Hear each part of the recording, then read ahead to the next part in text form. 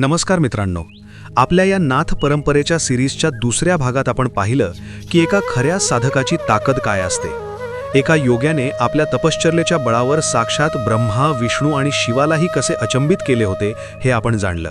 पण मित्रांनो, जेव्हा एखादी विद्या किंवा एखादे महाज्ञान एवढे शक्तिशाली असते तेव्हा ते एका पिढीकडून दुसऱ्या पिढीकडे कसे जाते. आज भारतभरात आणि जगभरात नाथ संप्रदायाचे लाखो साधक आणि अनेक वेगवेगळ्या शाखा कशा निर्माण झाल्या, हा प्रश्न तुम्हाला कधी पडलाय का? आजच्या या तिसऱ्या भागात आपण एका अशा सत्याचा उलगडा करणार आहोत जे ऐकून तुमच्या अंगावर काटा येईल. तुम्हाला माहितीये का, साक्षात विष्णूचा अवतार असणाऱ्या मर्यादा पुरुषोत्तम प्रभू श्री रामचंद्रांनाही या नाथ परंपरेचे आकर्षण वाटले होते. होय, साक्षात प्रभू श्री रामांनीही नाथ संप्रदायाची दीक्षा घेतली होती.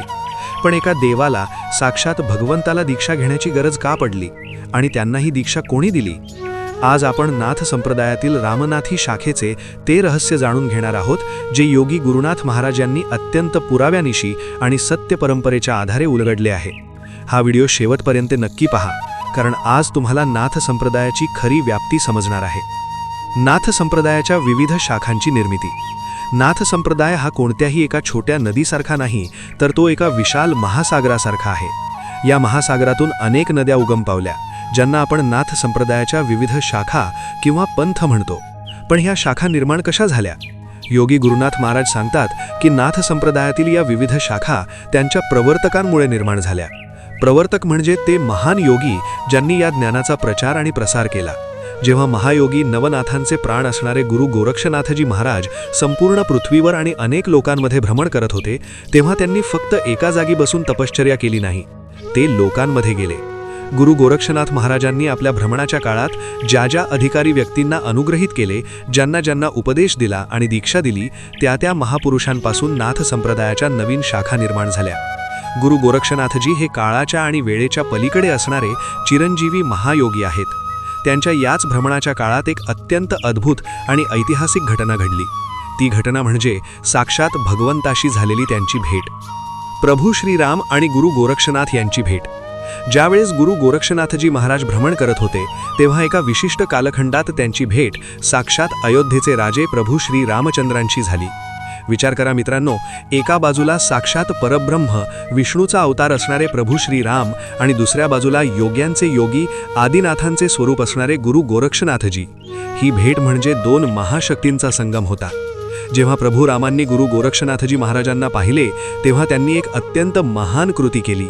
प्रभू राम हे स्वतः ईश्वर होते, ते जगाचे पालन करते होते, पण तरीही त्यांनी मानवी देह धारण केला होता आणि मानवी जीवनात गुरूंचे महत्त्व काय असते हे संपूर्ण जगाला दाखवण्यासाठी प्रभू रामांनी साक्षात गुरु गोरक्षनाथजी महाराजांकडे दीक्षा मागितली. महाराज, ही काही सामान्य घटना नाहीये. जगाचा पोशिंदा एका योग्यासमोर नतमस्तक होऊन दीक्षेची मागणी करत होता. यातून प्रभू रामांनी जगाला संदेश दिला की तुम्ही कितीही मोठे असा, तुमच्याकडे कितीही शक्ती असू द्या, पण एका खऱ्या गुरुशिवाय तुमचे जीवन आणि तुमचे ज्ञान अपूर्णच आहे. रामनाथी शाखेचा जन्म. जेव्हा प्रभू राजा रामचंद्रांनी अत्यंत नम्र भावाने दीक्षेची याचना केली, तेव्हा गुरु गोरक्षनाथजी महाराजांनी त्यांना अनुग्रहित केले. त्यांनी प्रभू श्रीरामांना नाथ संप्रदायाची अत्यंत गुप्त आणि शक्तिशाली दीक्षा प्रदान केली. आणि मित्रांनो, इथूनच सुरुवात झाली एका नव्या अध्यायाची. दीक्षा प्राप्त केल्यानंतर प्रभू रामचंद्रांनी जो या ज्ञानाचा स्वीकार केला, तिथून पुढे एक नवीन परंपरा सुरू झाली. योगी गुरुनाथ महाराज सांगतात की प्रभू रामचंद्रांना दीक्षा दिल्याच्या नंतर प्रभू रामांच्या पंथाला, म्हणजेच रामचंद्रांपासून पुढे सुरू झालेल्या या नाथ संप्रदायाच्या साधूंच्या परंपरेला रामनाथी असे म्हटले गेले. होय, रामनाथी शाखा ही नाथ संप्रदायातील एक अत्यंत महत्त्वाची आणि पहिली शाखा मानली जाते, जिचा उगम साक्षात प्रभू रामांपासून झाला आहे. या शाखेतील साधक प्रभू रामांचे आदर्श आणि गुरु गोरक्षनाथजींनी दिलेले योगज्ञान या दोन्ही गोष्टींचे काटेकोरपणे पालन करतात. प्रभू रामांसारखा मर्यादा पुरुषोत्तम ज्या पंथाचा प्रवर्तक असेल, त्या पंथाची मनहंता आपण शब्दात कशी सांगणार? निष्कर्ष आणि पुढच्या भागाची उत्सुकता. तर मित्रांनो, आज आपल्याला समजले की नाथ संप्रदाय हा कोणत्याही एका व्यक्तीपुरता मर्यादित नाही. साक्षात प्रभू श्रीरामांनी ज्या विद्येचा आणि परंपरेचा स्वीकार केला, त्या नाथ परंपरेची मुळे किती खोल आणि पवित्र आहेत याची प्रचिती आपल्याला येते. देवांनाही ज्या परंपरेत येऊन दीक्षा घ्यावीशी वाटली, तिथे सामान्य माणसाचे काय? पण मग जर देव स्वतः गुरुकडून दीक्षा घेत असेल, तर मग मोठा कोण, देव की गुरु? नाथ संप्रदायामध्ये देवापेक्षाही जास्त गुरूंची पूजा का केली जाते? तुमचा देव रुसला तर चालेल, पण गुरु रुसता कामा नये असं नाथ परंपरेत का म्हटलं जातं? या सर्वात मोठ्या आणि अंतिम सत्याचा उलगडा आपण आपल्या पुढच्या आणि शेवटच्या भागात करणार आहोत.